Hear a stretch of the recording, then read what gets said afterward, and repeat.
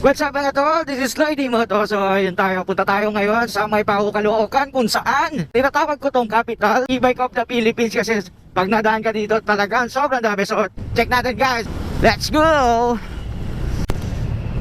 So ayun mga tol, nandito na tayo sa May Pao, Caloocan. So malapit na tayo doon sa ating pupuntahan. So napakarami talagang e-bike doon. So pupasok na tayo. So makikita natin. So para tayo na sa ibang mundo.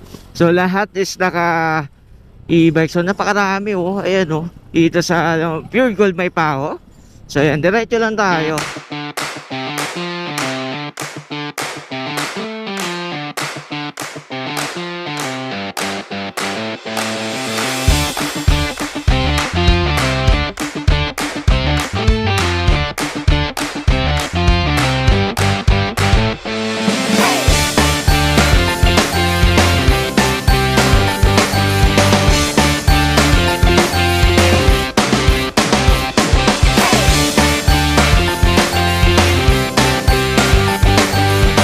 One, two, three. Sige, bilangin natin yung mga e-bike dito.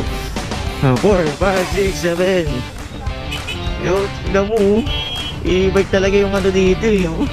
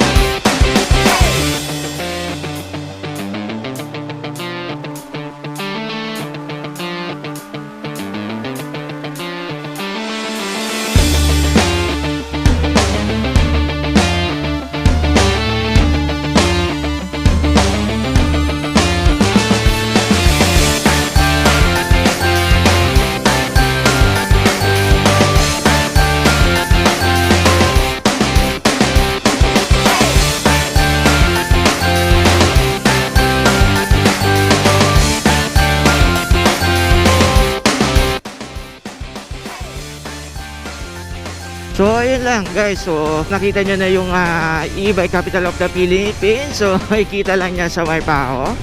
So May Pao, Caloocan. So sa susunod na ulit, so pa-subscribe na lang guys. And then syempre pa-follow na lang din sa aking Facebook. So Lloydie Moto. So ayun lang, so God bless. Sa susunod ulit na video, magsama-sama tayo ulit. Thank you guys, God bless.